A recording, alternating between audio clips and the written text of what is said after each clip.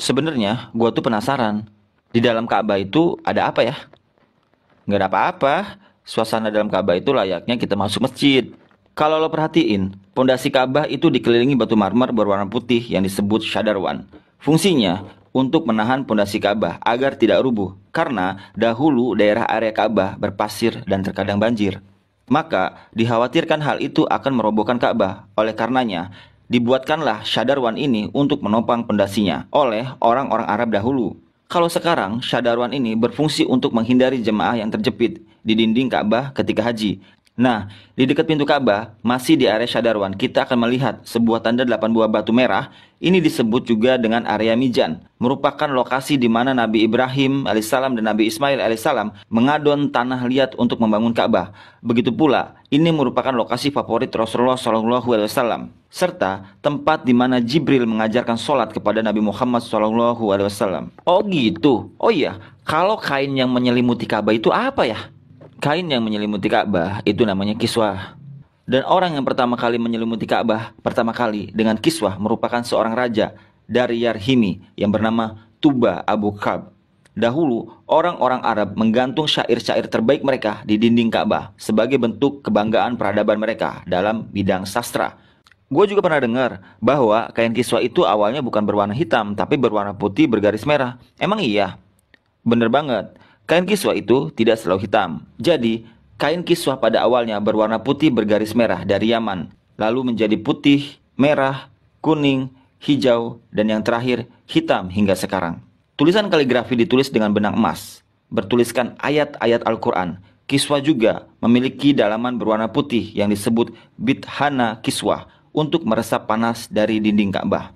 Biasanya, kain kiswah diganti pada 9 Zulhijjah dan bekasnya dipotong-potong untuk dihadiahkan kepada orang-orang tertentu. Wah, beruntung banget ya dapat hadiah potongan kiswah.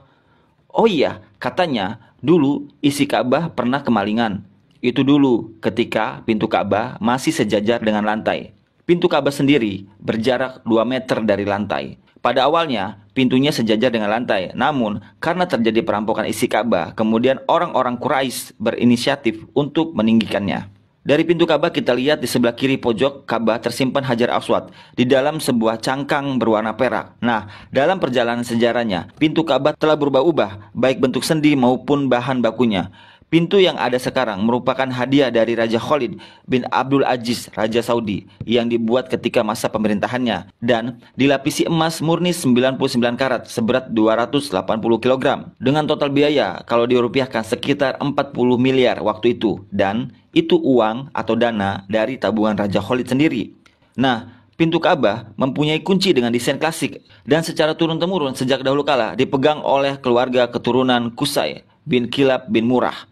Dan pintu Ka'bah hanya dibuka 2 kali dalam setahun. Pertama, ketika awal bulan Sya'ban, dan kedua, pada awal bulan Zulhijjah untuk dibersihkan. Dan untuk masuk ke dalam Ka'bah diperlukan tangga portable. Dalam Ka'bah sendiri tidak memiliki lampu, sehingga ketika memasuki Ka'bah akan diterangi dengan penerangan dari luar. Dan ketika kita masuk ke dalam Ka'bah, maka kita akan melihat jika lantai dan dinding Ka'bah dihiasi batu marmer yang dominan putih, marmer hijau menghiasi lantai dengan bentuk persegi yang dihiasi marmer coklat di sampingnya. Kalau kita sholat di dalam Ka'bah, maka garis ini bisa jadi batas syafnya. Kalau diperhatikan, maka di sudut terdapat potongan marmer hijau ini. Ini sebagai tanda bahwa Rasulullah SAW melakukan sholat di tempat ini saat memasuki Ka'bah. Begitu juga di bagian pojok dan dindingnya dihiasi 1, 2, 3 marmer hijau. Terlihat juga ada beberapa saluran udara yang didesain sedemikian rupa. Jika kita mengadah ke langit Ka'bah, maka kita akan melihat langit-langit Ka'bah dihiasi dengan kiswah berwarna hijau. Jika diperhatikan, maka terdapat tulisan Ya Manan, yang artinya Maha Pemberi. Kemudian di bawahnya, sebelah kanan, bertuliskan Ya Dal Jalali, yang artinya yang memiliki keagungan. Lalu di sampingnya bertuliskan Wal Ikromi, yang artinya yang memiliki kemuliaan. Di bawahnya bertuliskan penggalan surat Al-Baqarah ayat 144 yang berbunyi, قد نرى تقلب وجهك في السماء فلنولينك قبلة ترضاها فول وجهك شطر المسجد الحرام. Kemudian di tengahnya bertuliskan kalimat tauhid, La ilaha illallah Muhammadar Rasulullah. Dilanjutkan di bawahnya bertuliskan surat Al-Imran ayat 96. Inna awwala baitin wudi'a linnasi lalladhi bibakkata mubarakan wa hudan lil'alamin. Kalimat ini tertulis berulang-ulang hingga memenuhi dinding atas dan langit-langit Ka'bah. Di bagian atas terlihat juga langit-langit Ka'bah ada 3 penyangga yang kemudian ditopang oleh 3 tiang dari kayu dengan diameter 44 cm dengan jarak antar tiang sekitar 2 meter. Tiang ini dihiasi dengan 6 hiasan cincin terbuat dari emas. Bagian bawah pondasi tiang berbentuk kotak yang besarnya dapat diduduki oleh orang dewasa. Dan orang yang pertama kali memasang tiang di dalam Ka'bah adalah Abdullah bin Zubair saat pertama kali memugar Ka'bah selepas wafatnya Rasulullah SAW. Di bagian atas tergantung harta karun berupa kendi-kendi atau lentera kuno yang terbuat dari emas dan perak, merupakan hadiah pemimpin negeri-negeri muslim pada masa lalu. Kenapa kendi-kendi atau lentera-lentera itu masih digantung sampai sekarang? Karena itu merupakan tradisi yang sudah ada sejak masa silam. Oke, kita lanjut lagi ya. Di bawahnya tepatnya di antara tiang terlihat sebuah meja heksagonal berwarna putih dengan atasannya dihiasi marmer hijau. Memiliki kabinet penyimpanan dengan 2 pintu dan 4 engsel, memiliki 2 pegangan. Ini berfungsi untuk menyimpan bokhur dan minyak wangi seperti kasturi, ember, gaharu, dan sebagainya, yang nantinya digunakan untuk mencuci dan membersihkan Ka'bah. Dan ini merupakan wadah untuk menaruh wewangian.